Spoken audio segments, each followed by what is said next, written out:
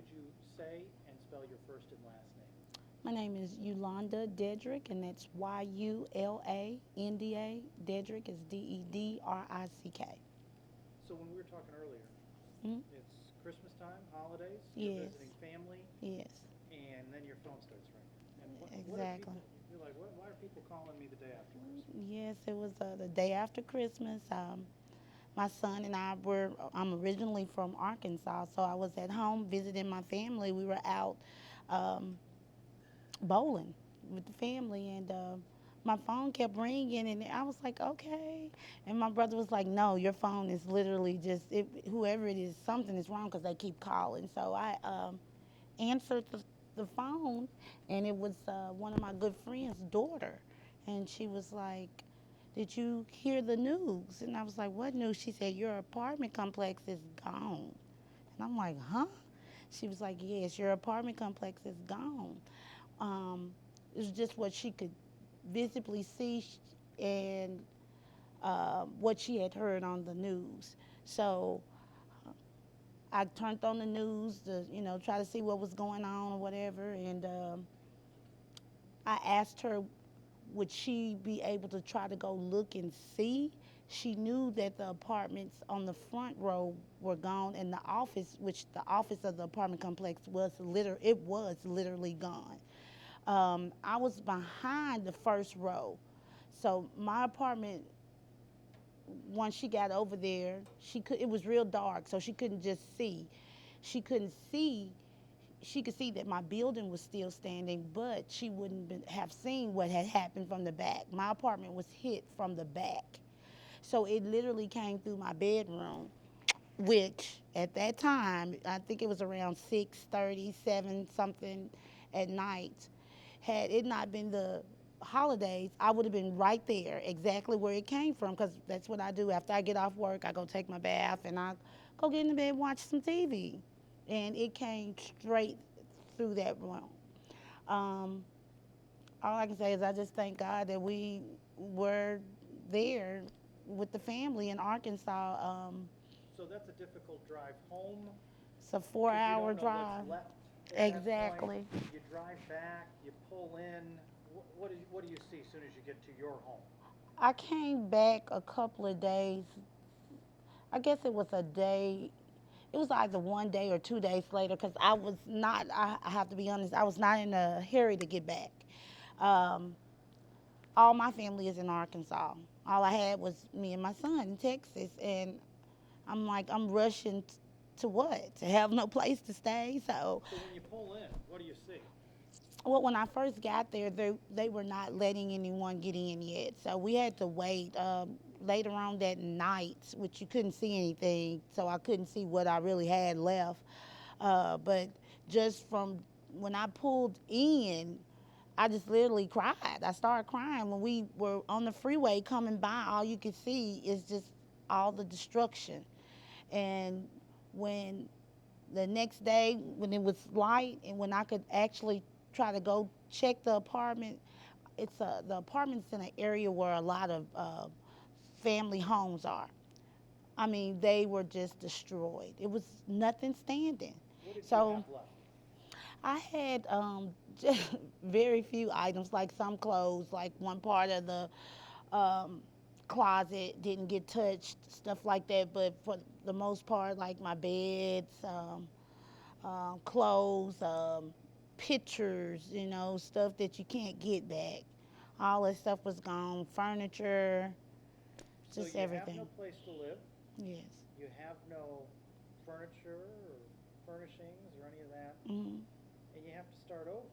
How does Yes. St. Vincent de Paul and the House in a Box program come in there to help you at that point? It has helped me a lot. I would say at first I didn't. They had everything set up where you go at this. I guess you would call it a YMCA or something. I went there and they had a. You could go around and sign up for different things, but I just didn't want to be bothered with a lot of it.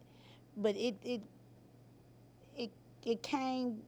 People called me, so some of the things that I signed up for, they actually called me. I wasn't trying to go back to the apartment because I needed something then. I was fortunate to uh, find someone for me and my son to live with, and I was trying to get into a house. To get into a house. So what they did with me, I had the house in the box, which one of her name was Jocelyn, and she was with the charities. She, they kept calling me and asking me how could they help, and from what I could see was they were just helping people get back into apartments. So I didn't think that they would help me get into a home. So when I explained my issue, and I was telling them it's a little different, they actually helped me. They gave me some funds to help with my closing of a new home for me and my son, and they put me in contact with this house in the box. Talk about House in a Box. What are the items that you were provided through House in a Box? Um, Dishes, forks and spoons, things that you wouldn't even think of that I really did need. Um, the pots and pans, mattress, bed frames. And that's all stuff you have that you've accumulated over the years, and suddenly it's all gone. And to Yes, replace it it's is, very expensive. Very expensive. You just don't realize. Um, I had insurance, but I had a very minimum insurance. When I moved to Texas, I moved from a house. So I hadn't stayed in an apartment for 13 years. So I had the bare minimum of insurance because I didn't think anything was going to happen. But when you get that insurance check, it's gone. You know, you're using money to pay people to live with them. It was two people that me and my son, now I'm living with someone else. I have to pay for that, and at the same time, I'm trying to rebuild and figure out what my next step is going to be. So I would just say that the house in the box just really helped me a lot on things that, you know, I didn't have to come out of my pocket. yeah, even You with know, insurance, it's not enough it's not. to It get is all those not. things. It is not. And you use some of that money for a place to stay. Like at first, I had to pay for a hotel and all that.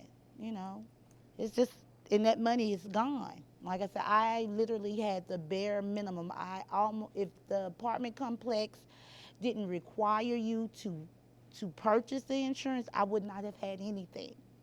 So And tell us how you're grateful for these folks that were St. Vincent de Paul and I'm House in a Box. very grateful because like they'll call you. They'll call you and check up on you. You know, it happened way back in, well, not it doesn't seem so long ago for me, but it happened back in December, and they're still helping people. Here it is July, and they're still calling and helping people, trying to help you rebuild.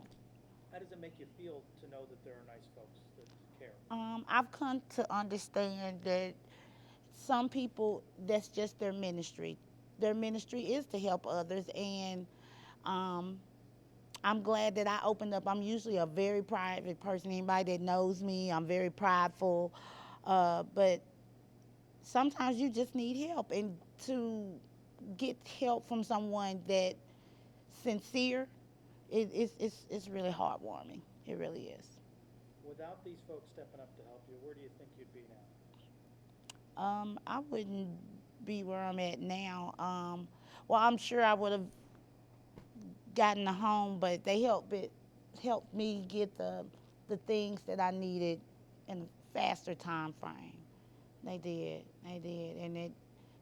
at the same time, I'm able to keep that money in savings, you know, as a safety net for case a tragedy, you know, happen So for again. somebody who sees this, that there's going to be another tornado somewhere in the country, or a flood, or a hurricane, you would say what to somebody about House in a Box in St. Vincent de Paul?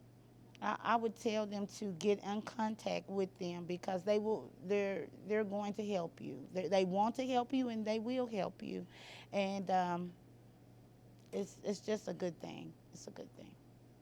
Thank you. Thank you.